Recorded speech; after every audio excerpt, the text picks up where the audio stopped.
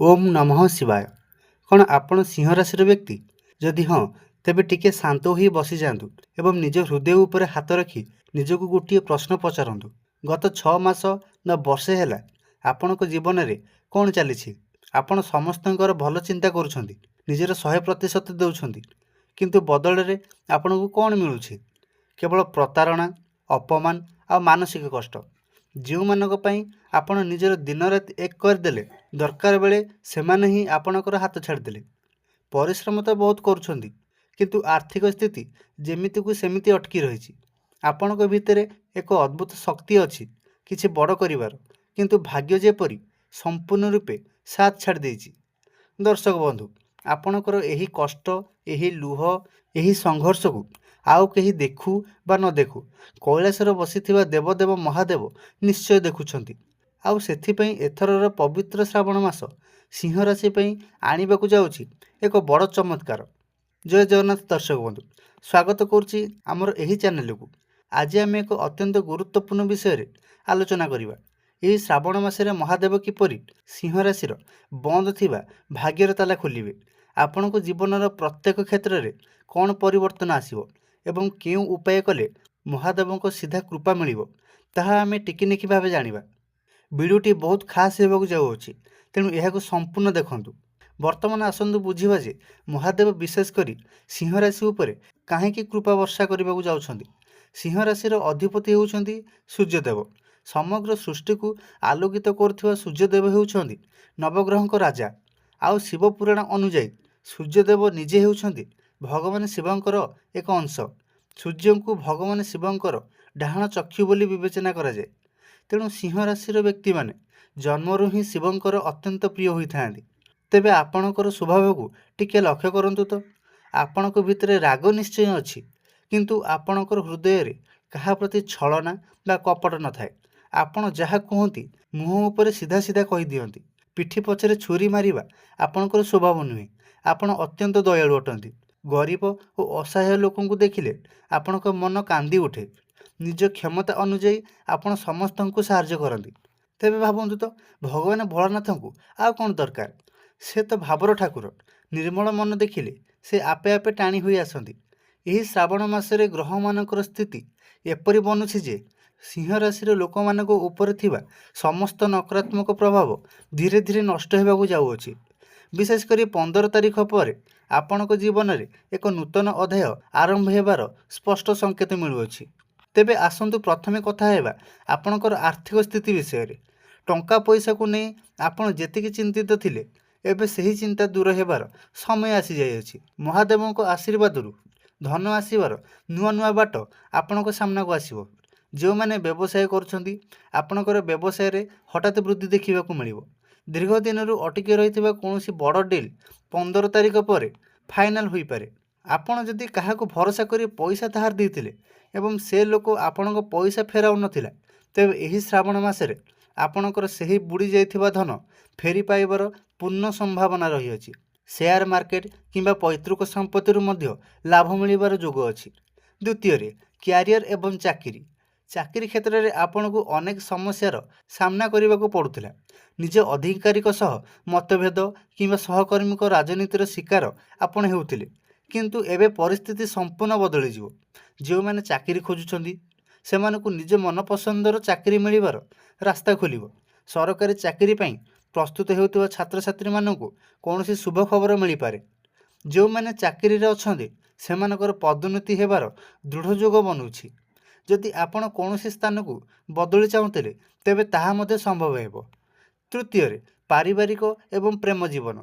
ପରିବାର ପାଇଁ ସିଂହ ରାଶିର ଲୋକମାନେ ନିଜ ଜୀବନ ବି ଦେଇପାରନ୍ତି। ଏହି ମାସରେ ଆପଣଙ୍କ ପାରିବାରିକ ଜୀବନରେ ଶାନ୍ତି ଫେରିବ। ସ୍ୱାମୀ ସ୍ତ୍ରୀଙ୍କ ମଧ୍ୟରେ ଚାଲିଥିବା ତିକ୍ତତା ଦୂର ହେବ ଏବଂ ପ୍ରେମ ମଧ୍ୟ ବଢ଼ିବ।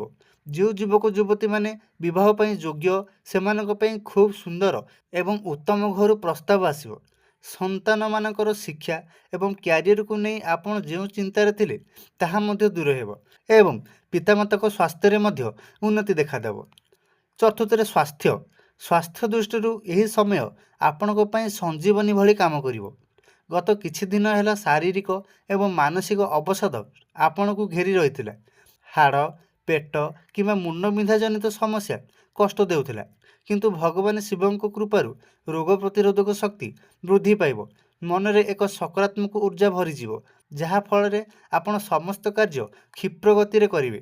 ଦର୍ଶକ ବନ୍ଧୁ, ଯଦି ମୋର ଏହି ବିଶ୍ଳେଷଣ ଆପଣଙ୍କ ଜୀବନ ସହ କିଛି ମାତ୍ରାରେ ବି ମେଳ ଖାଉଅଛି, ତେବେ ଦୟାକରି କମେଣ୍ଟ ବକ୍ସରେ ହର ହର ମହାଦେବ କିମ୍ବା ଓମ୍ ନମଃ ଶିବାୟ ନିଶ୍ଚୟ ଲେଖନ୍ତୁ। ଏହା ମୋତେ ଆହୁରି ଉତ୍ସାହିତ କରିବ। ତେବେ ଶ୍ରାବଣ ମାସରେ ସିଂହ ରାଶି କ'ଣ କରିବା ଉଚିତ? ଆମ ଶାସ୍ତ୍ରରେ କୁହାଯାଇଛି, କର୍ମଣ୍ୟ ବାଧିକାରସ୍ତେ ମା ଫଳେଷୁ କଦାଚନ। ଭାଗ୍ୟ ତ ସାଥ ଦେବ, କିନ୍ତୁ କର୍ମ ନ କଲେ କିଛି ବି ପ୍ରାପ୍ତ ହେବ ନାହିଁ। ଶ୍ରାବଣ ମାସରେ ମହାଦେବଙ୍କୁ ପ୍ରସନ୍ନ କରିବା ପାଇଁ ସିଂହ ରାଶିର ବ୍ୟକ୍ତିମାନଙ୍କୁ କିଛି ସ୍ୱତନ୍ତ୍ର ଏବଂ ସଠିକ୍ ଉପାୟ କରିବାକୁ ପଡ଼ିବ। ଏହାକୁ ଖୁବ୍ ଧ୍ୟାନ ଦେଇ ଶୁଣନ୍ତୁ ଏବଂ ନିଜ ଦୈନନ୍ଦିନ ଜୀବନରେ ପ୍ରୟୋଗ କରନ୍ତୁ। ପ୍ରଥମେ ସ୍ୱତନ୍ତ୍ର ଜଳାଭିଷେକ ବିଧି। ପ୍ରତିଦିନ ନହେଲେ ବି ଅନ୍ତତଃ ପକ୍ଷେ ଶ୍ରାବଣ ସୋମବାର ଦିନ ସକାଳୁ ବ୍ରାହ୍ମ ମୁହୂର୍ତ୍ତରେ ଉଠନ୍ତୁ। ସ୍ନାନ ସାରି ପରିଷ୍କାର ବସ୍ତ୍ର ଧାରଣ କରନ୍ତୁ। ଏକ ତମ୍ବା ଲୋଟାରେ ଶୁଦ୍ଧ ଜଳ ନିଅନ୍ତୁ। ସେଥିରେ ଅଳ୍ପ ଗଙ୍ଗା ଜଳ, ଟିକିଏ ଗୁଡ଼, ଲାଲ ଫୁଲ ଏବଂ କିଛି କଳା ରାଶି ପକାନ୍ତୁ। ମନ୍ଦିରକୁ ଯାଇ ଉତ୍ତର ଦିଗକୁ ମୁହଁ କରି ଧୀରେ ଧୀରେ ଶିବଲିଙ୍ଗ ଉପରେ ଜଳ ଅର୍ପଣ କରନ୍ତୁ। ଜଳ ଢାଳିବା ସମୟରେ ଲଗାତାର ଓମ୍ ନମଃ ଶିବାୟ ମନ୍ତ୍ର ମନେ ମନେ ଜପ କରୁଥିବେ। ଦ୍ୱିତୀୟରେ ବେଲପତ୍ରର ଚମତ୍କାର। ଶିବଙ୍କର ସବୁଠାରୁ ପ୍ରିୟ ହେଉଛି ବେଲପତ୍ର, କିନ୍ତୁ ଏହାକୁ ଅର୍ପଣ କରିବାର ଏକ ନିୟମ ଅଛି। 11ଟି କିମ୍ବା 21ଟି ଖଣ୍ଡିତ ହୋଇନଥିବା ଶୁଦ୍ଧ ବେଲପତ୍ର ଆଣନ୍ତୁ। ହଳଦୀ ବା ଅଷ୍ଟଗନ୍ଧାରେ ପ୍ରତିଟି ବେଲପତ୍ରର ଚିକ୍କଣ ପାର୍ଶ୍ୱରେ ରାମ ନାମ ବା ଓମ୍ ଲେଖନ୍ତୁ, ଆଉ ତାକୁ ଉଲ୍ଟା କରି ଭଗବାନ ମହାଦେବଙ୍କୁ ଅର୍ପଣ କରନ୍ତୁ। ଏହାଦ୍ୱାରା ଅଟକି ରହିଥିବା ସବୁ କାମ ତୁରନ୍ତ ହୋଇଯିବ। ତୃତୀୟରେ ସୂର୍ଯ୍ୟ ଆରାଧନା। ଯେହେତୁ ସୂର୍ଯ୍ୟ ଆପଣଙ୍କ ରାଶିର ସ୍ୱାମୀ ଅଟନ୍ତି, ତେଣୁ ଶିବଙ୍କ ସହ ସୂର୍ଯ୍ୟଙ୍କୁ ପ୍ରସନ୍ନ କରିବା ନିହାତି ଜରୁରୀ ଅଟେ। ପ୍ରତିଦିନ ସକାଳେ ଉଦିତ ସୂର୍ଯ୍ୟଙ୍କୁ ତମ୍ବା ପାତ୍ରରେ ଜଳ ଅର୍ଘ୍ୟ ଦିଅନ୍ତୁ।